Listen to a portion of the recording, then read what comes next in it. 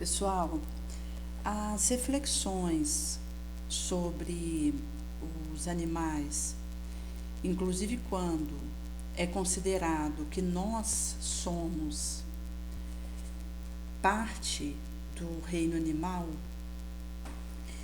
e que não há um reino nominal separado para a espécie humana, mas que nós estamos juntos no reino que agrupa aí diferentes animais e estamos aqui com várias espécies diferentes nesse orbe, onde um não é superior ao outro, mas um é chamado a cooperar e auxiliar o outro enquanto uma teia que acontece concatenação e interação. Inclusive, se nós considerarmos que o ser angélico, ele vai transmitir o seu sentimento, o seu pensamento, porque não tem como eu pensar uma coisa e sentir outra. Quando a gente fala do pensamento, ele se faz acompanhar pelo sentimento. Em sendo assim, quando um ser angélico, ele transmite um pensamento, um sentimento, ele faz isso em raio ultra super curto. Quando um ser humano, ele faz essa transmissão do seu sentimento e pensamento, é em onda curta, média ou longa. Já os outros animais é em onda fragmentária. Se nós considerarmos que nós estivemos já com uma onda fragmentária, inclusive se a gente pegar o homem primitivo, ele ainda está fazendo uma transição de onda fragmentária para uma onda contínua de pensamento, que então passa a se manifestar média, longa ou curta. E nesse sentido, se pegarmos um cachorro, ele tem aí a questão de memória, de percepção de um passado presente, um futuro, enquanto ali um movimento que ele faz naquele instante em que ele bebe uma água. Ele tem sofrimento tanto mental quanto físico. Inclusive, se a gente pegar a questão dos sofrimentos dos animais, ele é grande. E a forma como eu lido com um animal, seja ele um elefante, um cavalo, um macaco e os outros que representam aí esse reino, naturalmente que quanto mais próximo de nós, mais pensamento contínuo, enquanto mais tempo nessa condição, porque o animal ele ainda não adentrou completamente o pensamento contínuo, ele tem oscilações entre instinto e pensamento contínuo, como se uma luz acendesse e a outra apagasse e vice-versa, em intermitência. Mas quanto mais esse animal ele ascende na escala e vai de um invertebrado, a gente vai para um vertebrado, peixe, desse a gente vai, por exemplo, para uma ave, ele vai aumentando o seu tempo em pensamento e vai diminuindo o seu tempo em instinto. Até que chega um momento que adentra e, por exemplo, se a gente pegar o primata, que já está bem próximo do homem, ele tem um característico de pensamento, inclusive de aprendizado, de inteligência, maior do que um sapo. O sapo, por sua vez, tem isso, maior do que uma borboleta, porque nós estamos falando de uma gradação. Mas, quando nós consideramos a questão do animal, quando ele já chega ali no hominídeo, E então, chegado nesse ponto, ele já está iniciando aí o pensamento contínuo, haverá essa transição da fragmentariedade, mas que já tem aí uma importante cota de inteligência, de aprendizado e de assimilação racional. E ele então vai conseguir, fazendo esse caminho, adentrar o pensamento contínuo e que vai sempre sendo intensificado. Tanto quando a gente fala da questão da própria rapidez de um raciocínio, da inteligência, das abstrações mentais, que vão acontecendo ao longo da romagem, esse fortalecimento. Por isso que, se a gente considerar um homem de hoje, século XXI, ele tem uma cota raciocinal superior a um homem de 3.000 anos atrás.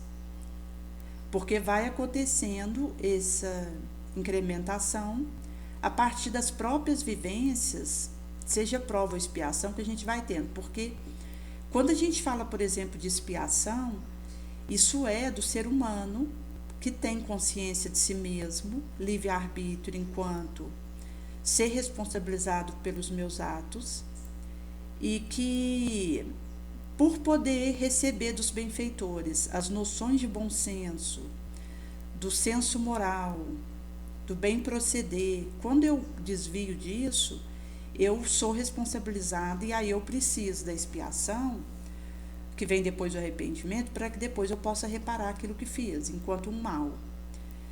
Mas, se a gente pega os outros animais, eles, por não terem ainda esse estado do pensamento contínuo, sem intermitência, eles não são responsabilizados pelos seus atos e não espiam, mas eles têm as experiências provacionais também, como nós. Inclusive, se a gente pegar, por exemplo, o homem primitivo, que ainda não teve vivências de quedas, as quais ele pudesse ser responsabilizado, ele também ainda não tem expiação, ele tem prova. É depois que vem as expiações, à medida que esse indivíduo ele tem atitudes ruins, os quais ele possa ser responsabilizado, e aí vem a expiação para poder purgar isso e depois ele fazer a reparação necessária. Nesse sentido, quando é considerado a questão dos animais que ainda têm o pensamento fragmentário, que não adentrou o pensamento contínuo como humano, mesmo que eles não espiem, eles precisam das provas. Então, tipo um gato, ele ora é adotado por alguém que o trata mal, que o deixa aí sem um alimento, e ele acaba que, por causa desse tratamento que ele recebe, ele tem uma experiência de sofrimento orgânico, mental, pelo fato de passar uma fome, passar uma sede, sofrer algum tipo de agressão. Mas quando ele depois é adotado, seja nessa atual encarnação que ele está ou numa próxima, por alguém que o trata bem, que o dá carinho, que o alimenta, que o dá a água, o dá um medicamento, ele, nessa experiência que teve antes, que foi de sofrimento para ele, foi uma prova pela qual ele aprendeu que nem todos os tutores são bons. Então, alguma experiência de aprendizado ele tira de uma situação que o tenha gerado sofrimento para ele. Por isso que as provas são necessárias em qualquer espécie que a gente tiver, porque são por essas situações que a gente vai adquirindo experiência, aprendizado, associações importantes, novas conexões de percepção, em onde devemos ter cuidado, o que devemos evitar, onde podemos aproximar. até pela questão de autodefesa e de maior noção de autopreservação. Mas acaba que são experiências que vão se fazendo, porque inclusive quando a gente chega na uma condição mais amadurecida do senso moral, já há muito tempo na espécie humana, a gente vai adentrando novos valores, como da renúncia, que é uma coisa que para um homem primitivo ainda não era abordável. Mas depois que ele já fez um caminho, que inclusive ele precisou expiar por coisas ruins que ele fez e que ele pôde ser responsabilizado, que ele precisou reparar, também as provas que ele viveu e a maneira como ele viveu, vamos considerar que deu a ele um avanço moral. Chega num ponto que ele vai adentrando novas virtudes e ele vai conseguindo, então, fazer abstrações mais elevadas, porque ele está caminhando para a angelitude, embora ainda estejamos muito distante, mas estamos caminhando para lá. Que, inclusive, é essa diferença que traz em relação ao humano, porque aquele que está nessa estado de anjo, ele já tem aí a sua onda, enquanto aquilo que ele emite do pensamento, que é essa onda eletromagnética, acima da velocidade da luz, ele já tem isso aí emitido, enquanto aí um ser angélico, nesse raio ultra super curto. Mas que nós humanos ainda estamos aí nessa onda ou média, ou curta, ou longa, de acordo com a nossa evolução moral. Porque se a gente considerar, por exemplo, em comparação com um anjo, vai acontecer que quanto mais a gente avança moralmente, mais curta vai ficando a nossa onda. Mas ela também é mais rápida. Por isso que, nesse sentido, vai acontecendo um aprimoramento e o próprio aprendizado que esses caminhos vão nos levando vai nos permitindo, então, nesses valores mais nobres, irmos emitindo ondas mais curtas. Até que, numa capacidade de fazer isso acontecer em existências sucessivas, a gente vai, então, saindo da ganga, de um orbe de prova e expiação, para um orbe mais elevado. Daí que a gente pode perceber como que o processo de evolução ele é lento, ele não dá salto, ele é gradual, gradativo. E quando nós consideramos, por exemplo, a questão do matadouro, onde os animais acabam que são submetidos a sofrimentos, inclusive se a gente pegar, por exemplo, na sociedade hoje, que a gente tem outras formas de suplício de animais, como, por exemplo, em jogos, que às vezes os animais são usados para, sendo submetidos a uma condição que é dolorosa para eles, sob o pretexto de estar levando algum tipo de divertimento, seja em tourada, em outras situações correlatas, em que existe a prender aquele animal e colocar ele numa situação em que ele está se sentindo mal, tendo algum objetivo com aquilo. Então acaba que nós ainda estamos patinando nessa situação, porque se nós sequer temos um reino separado para o humano, se nós estamos juntos no reino animal, isso mostra para nós que todas as espécies que convivem conosco nesse planeta precisam de uma ajudar a outra. Naturalmente, se eu uso um animal para tirar uma carne dele, para atender a um paladar, eu estou indo contra essa cooperação que precisaria vigorar entre nós. Então, se a gente pegar, por exemplo, os próprios ambientes de matadouro, se as paredes fossem de vidro, ninguém mais comia carne, porque acontecem ali suplícios inenarráveis das situações em que animais são submetidos para tirar uma carne. E se a gente for considerar, por exemplo, a questão de ração que é produzida para ter esses animais, porque a gente tem mais boi do que seres humanos no Brasil. E acaba que cada boi, ele por ser em torno aí de mais de 6 vezes maior que o humano, ele precisa de um espaço maior. E acaba que, até mesmo quando a gente considera um milho e uma soja que é plantado para fazer uma ração para esse boi, isso vai levar recursos para produzir essa ração para depois comer a carne desse boi. Então acaba que a gente vai na contramão até da lógica.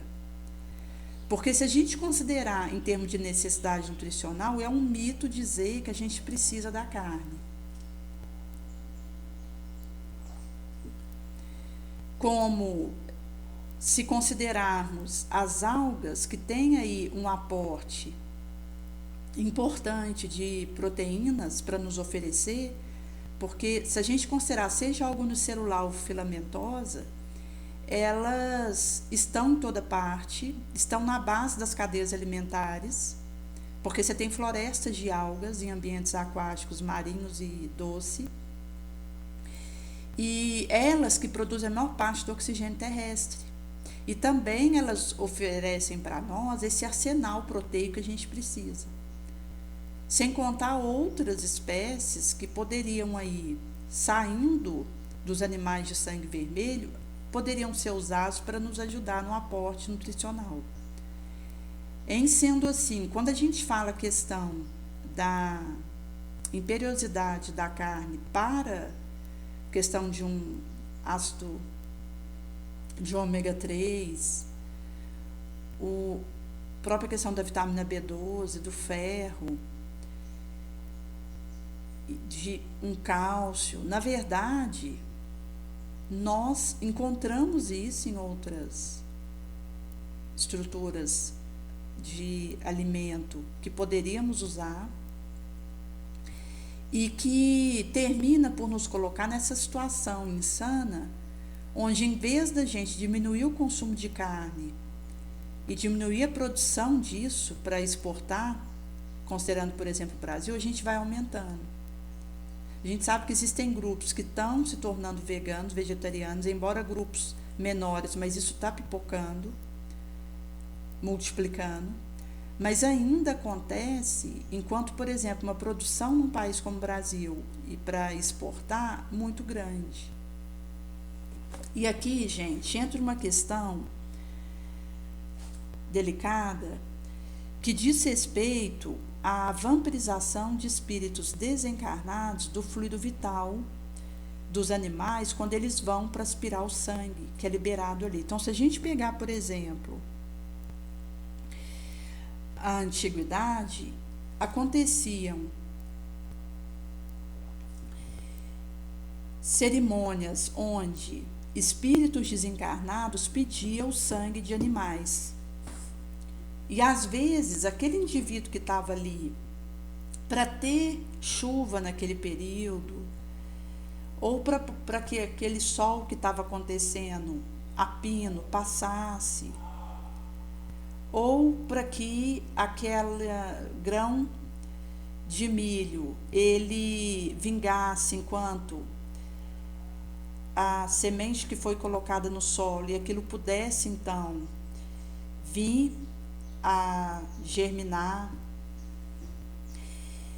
O espírito encarnado, ele acabava que pedia para o espírito desencarnado esses favores, os quais ele via seja como Deus ou como um guru, um protetor, e o espírito desencarnado, ainda nessa faixa grosseira, sombria, de querer assimilar fluido vital dos encarnados, o qual ele faz em uma das formas para conseguir isso é bebendo sangue ali, enquanto a aspiração energética que ele faz de animais vivos que são mortos.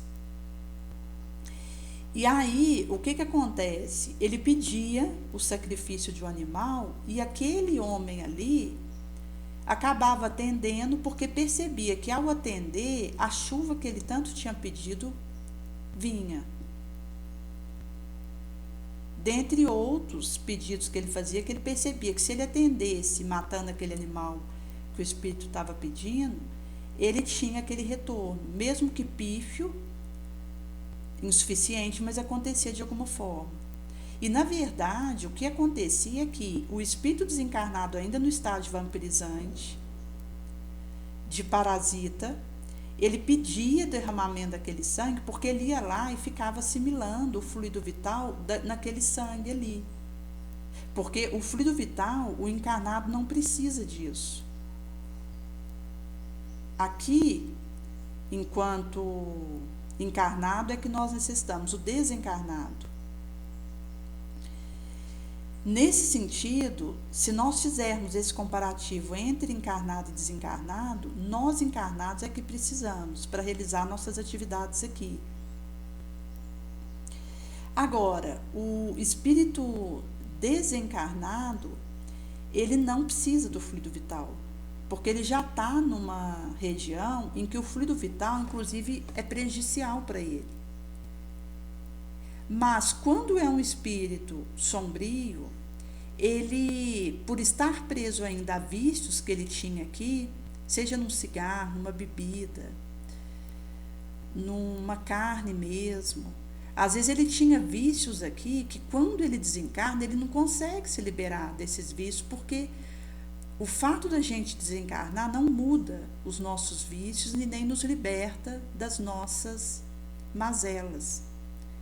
Então, o espírito que quando estava encarnado tinha algum tipo de vício aqui, ao desencarnar ele continua com essa dependência. E como lá ele não tem fluido vital para continuar tendo essas sensações, ele busca o fluido vital num animal que está sangrando para assimilar aquilo dele, para poder, com esse fluido vital, ele ter a sensação do vício atendido.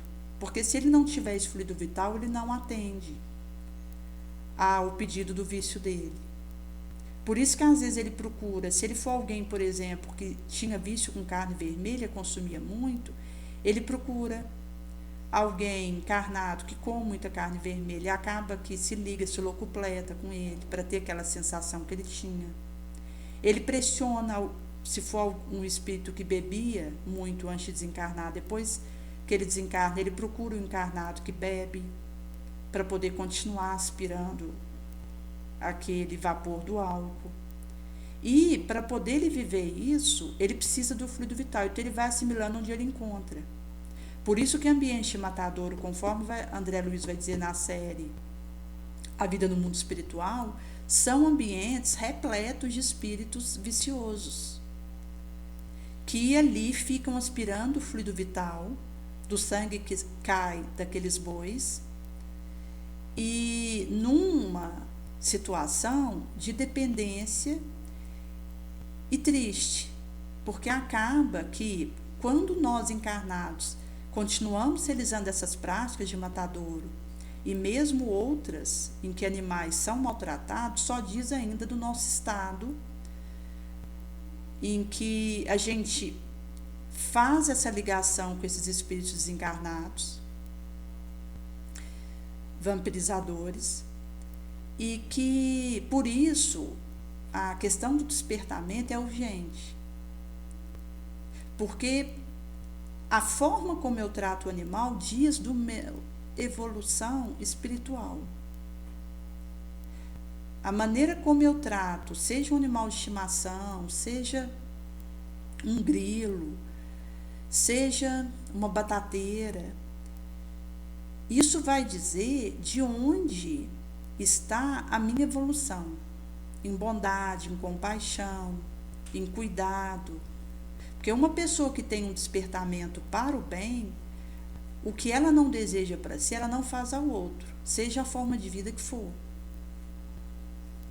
Então, na verdade, aqui é uma questão mesmo de maturidade do senso moral.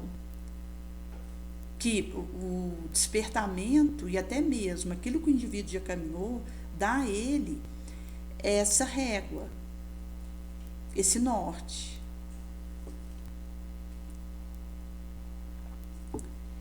Por isso que, quando a gente considera, por exemplo, essa questão do que acontece, nós vamos perceber uma condição que ainda acontece em nós aqui e que, inclusive, é uma situação onde são estimulados obsessões de todo porte. Porque se eu obsedo uma vida que não tem como se defender na minha ação, seja essa vida qual for, acaba que eu estou me colocando vulnerável a uma ação obsessora sobre mim.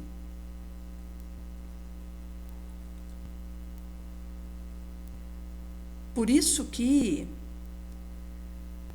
nós, quando consideramos essa questão do nosso processo aqui, e que inclusive nós temos um mentor que nos ajuda enquanto nós estamos encarnados, que se comprometeu conosco, isso tem a ver com esse conscientização do nosso processo aqui. Como numa ida que tinha acontecido ali num supermercado, e pelo fato de estar sendo usado um papel, às vezes para fazer uma remoção das fezes, da urina do gato, eu tinha pego ali as revistas que são entregues ali no supermercado, e com esses papéis que são distribuídos para fazer propaganda de produto que é vendido ali, e usando isso como uma forma de proteção da mão que precisa acontecer. E tinha me acendido uma luz enquanto uma atitude como essa, em que eu precisava ter cautela, porque uma tiragem daquela propaganda impressa poderia ser levado, que é o que cada consumidor que vai ali poderia levar, mas mais por vez não. Uma outra questão que tinha me ocorrido é que na ida ali eu tinha encontrado duas crianças, quando estava chegando ali com o carro, e havia ali essas duas infantes que estavam vendendo ali pirulito, bala, aquelas sortidas que tem açúcar em volta, coloridas. E ao ver elas, eu não comprei da bala, mas eu ia providenciar ali dentro do supermercado alguma coisa para dar para elas. E quando eu tinha entrado ali no supermercado, que eu fui ali dar uma olhada e fiz ali algumas compras, quando eu saí, eu não encontrei elas mais. Duas crianças ali, numa faixa de idade entre 9 e 12 anos, aparentemente. E, inclusive, eu houvera perguntado para um trabalhador ali do local se ele houvera visto elas, e ele disse que não. E, inclusive, ficou ali aquele questionamento da minha cabeça se só eu tinha visto elas, porque existe um propósito para essa situação. E como que nós estamos nessa situação em que alguém com o qual eu renteio pode estar numa situação que eu desconheço e que eu preciso ter essa rapidez para agir. Porque às vezes, se eu aguardo entrar num local para fazer uma compra ou pegar o que precisa para sair, talvez eu já não encontre mais. E nesse sentido, traz essa questão da conexão energética que nós estamos. Visto que uma ação, por mais encoberta, somente eu sou detentora daquilo que eu estou realizando, mas aquilo tem a sua consequência enquanto cadeia do local que eu estou, do país, do orbe, porque existe tanto essa interconexão no bem quanto no mal.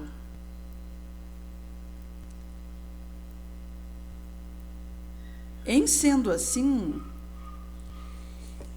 se nós não ficamos atentos para esses detalhes, enquanto o tratamento que eu dou para um animalzinho, um cachorro, ele vai dizer do tratamento que eu vou conseguir dar para um colega e vice-versa, porque nós estamos interconectados, inclusive quando a gente pensa que existe um mentor que avaliza a nossa vinda para a Terra e nos acompanha. Porque da mesma forma que eu estou com esse cachorro e que eu o acompanho, eu tenho um mentor que me acompanha. Então, uma coisa acaba que abre porta para outra ou não.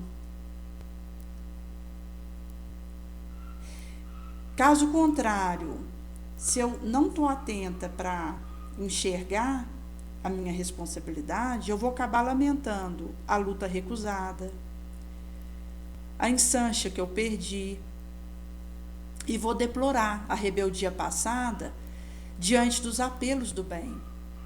Porque o bem nos endereça apelos o tempo todo. Eu posso não ouvir por algum endurecimento que eu vivo, posso ouvir, mas não dar importância para aquilo,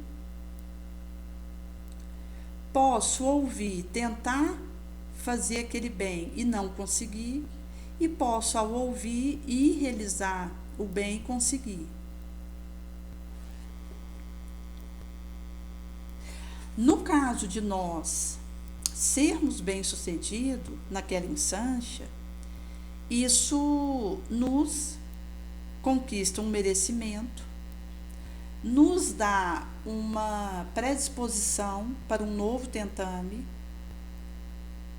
melhor, enquanto que a deliberada fuga ao testemunho de humildade vai nos tirar a ensancha de renovação, que se eu abraço esse testemunhos de simplicidade que preciso, eu acabo propiciando a mim mesmo essa renovação e esse burilamento.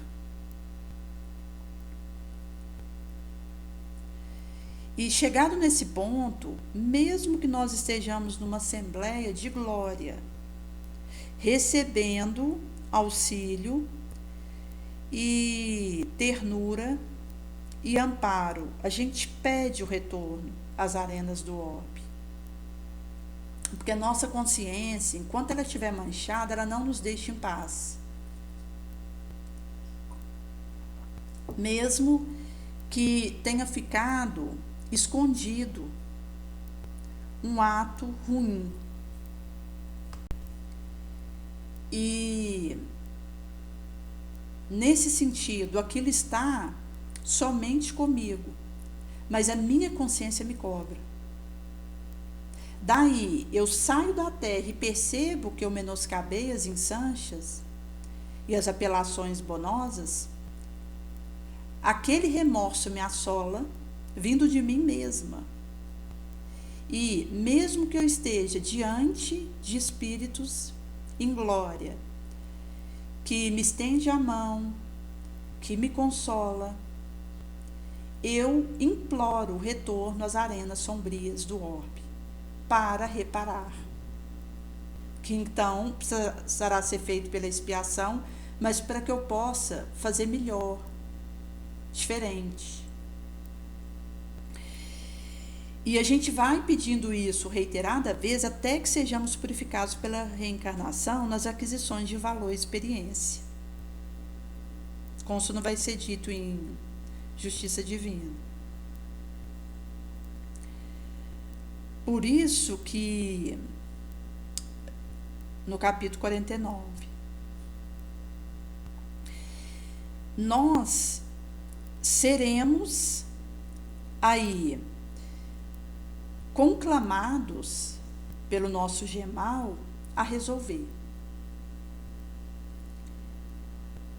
Em sendo assim, qualquer tipo de conduta que eu tenho menos nobre em relação à vida que for em torno de mim, pulsante, em mim, em torno, isso vai prejudicar a minha purificação.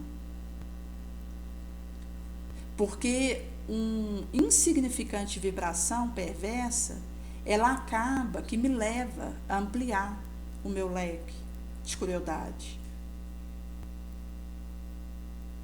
E eu, por ser chamada a precisar resolver aquilo, também as outras interações que eu aconteço ficarão manchadas. Por outro lado, quando a gente tem esse despertamento para tudo que está em torno de nós, inclusive quando a gente fala, por exemplo, a questão de jogar um veneno no solo, que é consciência. Um indivíduo que tem um frasco de agrotóxico para jogar em cima de um tomate, quando ele tem uma consciência, ele sabe que aquele veneno vai ficar no tomate, vai entrar na terra, vai contaminar a água. Isso vai chegar não só em humano, mas em outros animais que bebem aquela água. E em outras plantações que são feitas ali, de produtos que são distribuídos. Daí, ao saber que aquele produto que eu vou jogar vai levar a câncer, disruptor endócrino, depressão, eu vou ver uma forma alternativa de não usar esse produto.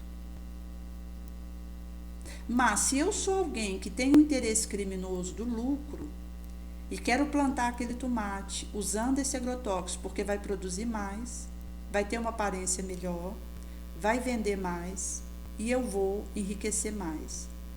Então, aí eu vou optar por usar um produto que prejudica, mas isso vai entrar no meu cômputo.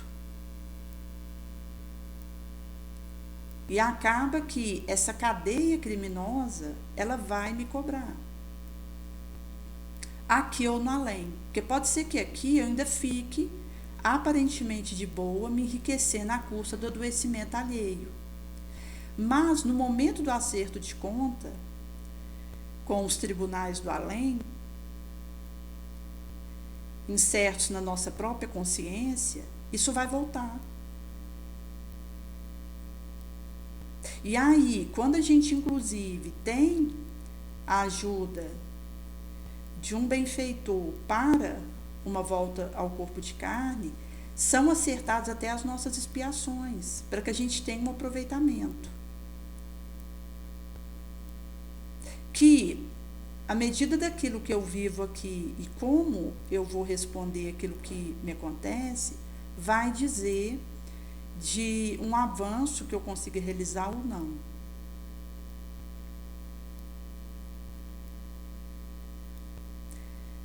E é engraçado porque quando você deixa passar alguma oportunidade de fazer o que o dever te pede, isso volta mesmo. Se o indivíduo ele tiver algum despertamento que o dê percepção disso, porque pode ser que o indivíduo ainda esteja no estado de sono, em que ele está ainda no desmando criminoso, e ele não tem a sua consciência acusada do que ele realiza. Mas quando o indivíduo já tem um mínimo de despertamento consciencial, quando ele deixa passar alguma insancha, de resolver uma situação pendente, pedir um perdão, de dar um perdão, de levar consolo para quem precisa, isso volta e nos cobra ceitil por ceitil.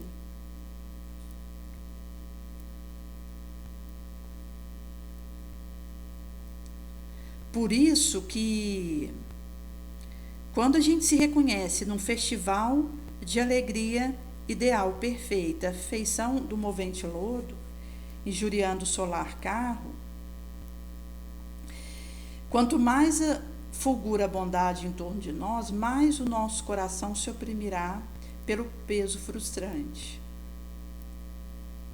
Então é como se fosse um violino de barro que não responde ao arco de estrela, que ao nos tangir as desafinadas cordas, e do coração como um morto símbolo.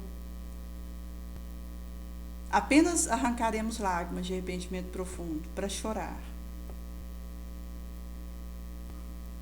Por isso que, enquanto nós estivermos em experiências de troncos sofridos, louvemos por estarmos agrilhoados temporariamente à terra. E as oportunidades que a gente tem, inclusive, da dor mesmo, que nos desperta. Porque antes nós chorarmos sobre o grilhão da resistência do que sorrirmos sob o narcótico da queda, do despenhadeiral. Então abençoaremos os espinhos que nos laceram, nos rasgam. Abençoaremos o pranto que nos purifica o escaninho do ser. E aí a gente vai então adentrando essa paciência, essa mansuetude do trabalho bem realizado, de quem já muito realizou em amor em si mesmo.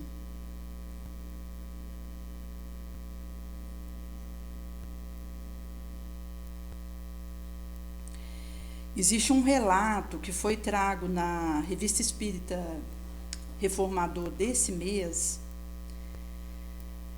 de um mentor que houvera acompanhado uma moça no astral para ser o espírito anjo guardião que acompanharia enquanto encarnada. E acabou que houve esse comprometimento um ano antes dela fazer a reencarnação. E aconteceu que passou aí uns 35 anos, que ela já estava no corpo de carne, por volta dos seus 35 anos. E no início, ela estava aí plena de esperança, de fé, empenhada no sucesso da nova ensancha. Mas ela permaneceu aí, no início da nova encarnação dela, na mesma onda mental do mentor, até os 13 anos, mais ou menos. E quando ela adentrou mais ou menos essa idade, ela entrou nas envolventes curvas da adolescência, num mergulho de emoções diferentes que bailaram à tona, fazendo entregar-se a fundamentais experiências para a sua existência. Então, é aquele período do abandono psíquico progressivo dos genitores, fazendo a construção de identidade própria, atitudes reivindicatórias sociais, mas não trouxe o laço devido da prática. Iniciou as primeiras sexuais experiências e somou algumas características que ela já trazia, de ser uma mulher cheia de necessidade de controle de tudo, de todos, de exigências, de melindres, com uma carga elevada de carências, que ela não houvera resolvido e equacionado do pregresso. Então, hoje, ela tinha formado uma família, tinha 2 filhos, mas vivia como se o mentor não existisse. Não dava importância mínima para a questão da espiritualidade, apesar de se dizer espírita, e ela houvera assistido algumas palestras, lido uns poucos livros que tratava sobre o assunto. E durante o parcial desligamento do corpo, no sono, ela sequer nota o mentor. Não reza para facilitar a aproximação com ele e vive como se não houvesse uma necessidade dessa ajuda espiritual. Não há um convencimento que ele possa contribuir para abrir os seus olhos d'alma, a fim de que ela pudesse atravessar essa viagem de forma mais produtiva e equilibrada. Porque acaba que essa questão do bom senso, da serenidade, da harmonia, que vai nos permitindo fazer esse areal. E aí ele vai trazer que às vezes um pouco dessa humildade seria muito bom para ela, porque ela acaba que se percebe autossuficiente, mas inclusive por essa questão aí da necessidade ainda carencial que acontece dentro dela. E nesse sentido, ele estava aí com algumas ansiedades porque percebia que estava falhando a proposta que havia sido feita com ela na nova encarnação que ela havia entrado.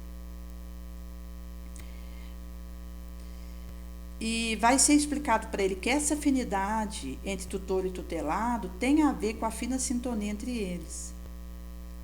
Não apenas num período da encarnação, mas em toda a existência. Nesse sentido, mesmo que o tutelado ele não vitalize esses vínculos mentalmente com seu tutor, existem aí mecanismos usados pela espiritualidade maior para auxiliar o tutor a exercer a sua tarefa e acionamento de mecanismos de preservação do ser na sua integridade, para que a encarnação não seja prejudicada como um todo. E aqui, inclusive, vai trazer uma questão de um outro tutor preocupado com o seu tutelado, que estava com ideação suicida. Nesse sentido, esse tutelado trazia essas ideias por causa de infelizes experiências em suas relações pessoais afetivas pregressas, que estava voltando ali na sua atual encarnação. Algumas ali que ele, tendo encontro com aquilo, ele não estava conseguindo administrar, mas que tinha a ver com o que ele já houvera trago do seu ontem. E vai ser dito para ele que ele, como tutor, está sendo apoiado. E que, inclusive, às vezes, a queda espetacular do tutelado não significa necessariamente a falha do tutor. A gente sabe que quando o tutelado ele sai vitorioso de uma encarnação, moralmente, isso é crédito moral para o tutor. Mas o inverso nem sempre será verdadeiro, porque às vezes o tutor fez o que pôde e o tutelado não correspondeu com a sua cota mínima de esforço para que houvesse um bem-sucedimento.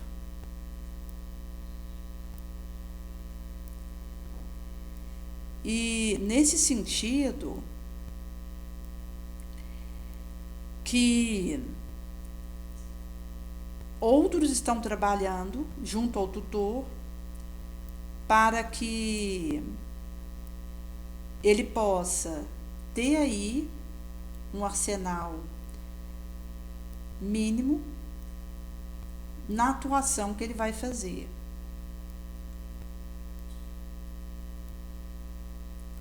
Porque enquanto aquele que tutela alguém, esse tutor, ele está sendo ameaçado por uma trágica escolha daquele a quem procura auxiliar. E assim, o que acontece?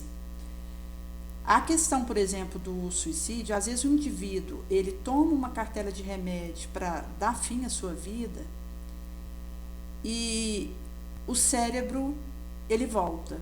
O indivíduo, ele pode ter feito uma tentativa nesse sentido, contra a sua própria vida. Ele vai ficar um tempo ali internado na UTI.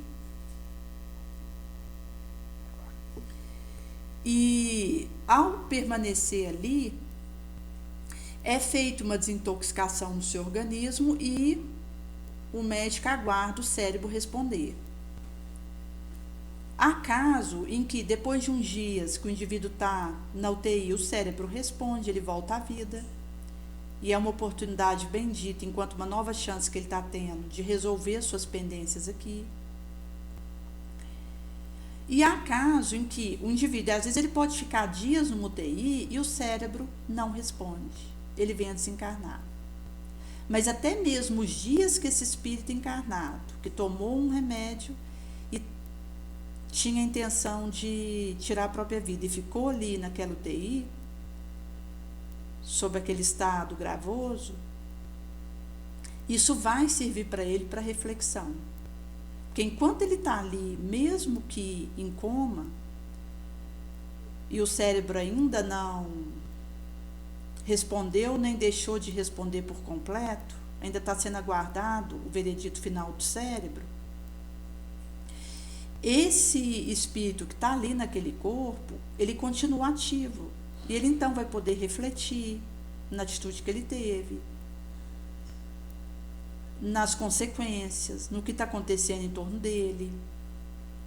E mesmo que esse indivíduo venha desencarnar, ele não fica desamparado. Ele vai receber uma nova chance. Mas ele vai passar por um período turbulento. Inclusive com consequência na próxima encarnação que ele vai ter, porque seja o que for, que seja difícil para mim, não vale a pena interromper a minha vida, porque quando eu faço isso, eu vou encontrar aquela situação de novo. Então é melhor que eu já resolva, que eu já enfrente. Mesmo que eu precise viver o resto da minha vida numa condição vergonhosa para mim, vexamosa na minha percepção, não vale a pena interromper a minha vida. Porque se eu viver isso com resiliência, humildade, eu saio vitoriosa e eu não preciso reencontrar aquela situação de novo. Mas se eu fujo pelo autoextermínio daquilo, eu vou ter que reencontrar. Eu vou ter que passar por aquilo de novo e dar conta. Então é melhor que eu já passe, que eu já estou em contato com a situação mesmo. Porque eu já fico livre daquilo. E com Sunemânio Paragrafa, antes a gente viver na maior das provações, na maior das expiações, da vergonha, do sofrimento, do que a gente cair na larga estrada das tentações que nos atacam de forma insistente, indormita, espreitosa no nosso vulnerável ponto. Por isso que a doutrina espírita ela vem trazer para nós essa areal bendito, porque ela vai nos dar essa força de continuarmos, de aurirmos recurso para passar aquilo que a gente precisa.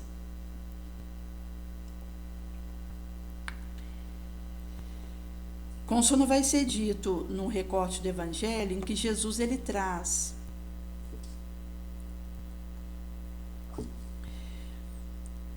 acerca do jejum,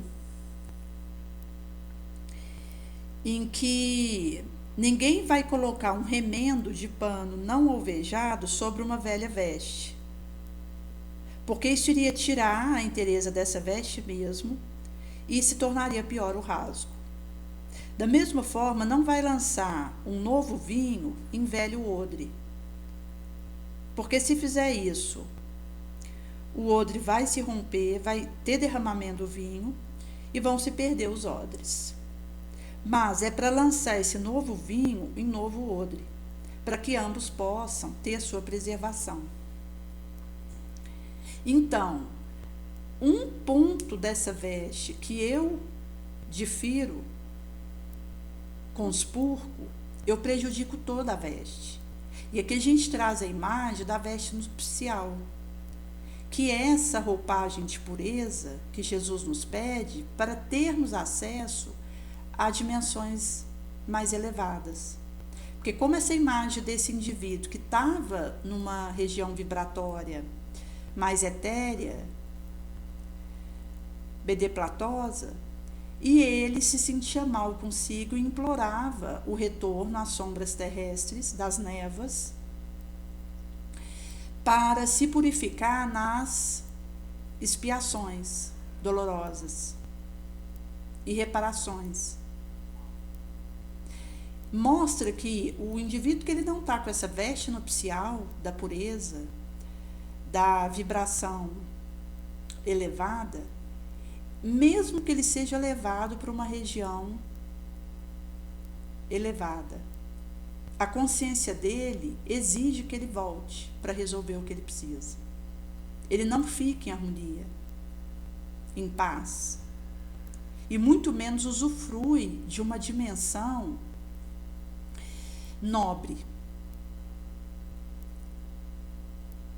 Por isso que quando a gente fala dessa construção, dessa costura da veste nupcial, isso tem a ver com tomar cuidado para que nenhum tipo de remendo de pano não nupcial adentre a nossa costura, que seria dar espaço para a nossa sombra. Inclusive, para que não seja colocado nenhuma gota desse vinho, do nosso esforço, num velho odre.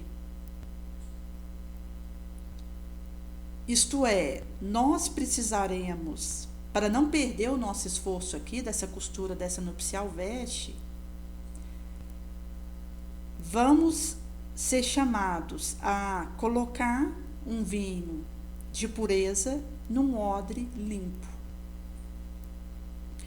Porque a gente tem a preservação do nosso esforço e a validação disso pela nossa consciência mesmo. Porque quando a gente for ascendido, aspirado para uma esfera mais elevada, a gente vai ter paz. A gente vai conseguir dignificar aquilo. Porque costuramos isso enquanto estivemos por aqui.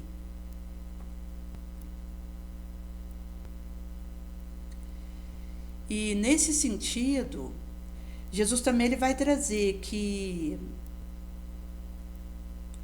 depois que ele houver ouvido uma pergunta dos discípulos de João, por que os fariseus e nós jejuamos, mas os seus discípulos não estão jejuando?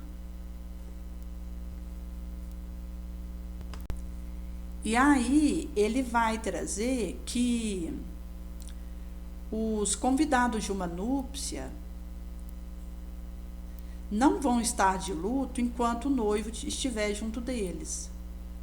Mas vai haver dias em que o noivo vai ser tirado do meio deles, então eles vão jejuar. Nos trazendo essa conexão com Cristo, que é de onde promana a luz na nossa direção, a força que nós precisamos, questionando de Jesus mesmo o que ele deseja do nosso trabalho, o que ele está pedindo de nós. Porque não é nem tanto o auxílio que a gente vê que está chegando em torno de nós, porque isso vem do Cristo, pertence a ele esses frutos. A nós compete semear, da forma como ele estiver nos pedindo. E nesse sentido, porque inclusive sabemos que na autoobsessão nós vamos tirar de nós mesmos a razão pela qual atuamos, à medida que a gente rompe com o amor próprio toda obsessão do porte que for, inclusive é conosco mesmo, nós vamos conseguindo fazer essa assimilação daquilo que Jesus nos pede, independente de resultado. Porque a questão não é o resultado, porque ele não nos pertence, mas aquilo que o Mestre pede de nós. Seja a germinação, a plantularização, a frutificação, isso pertence a Deus. A nós compete sementar, atendendo mesmo ao imperativo do Cristo.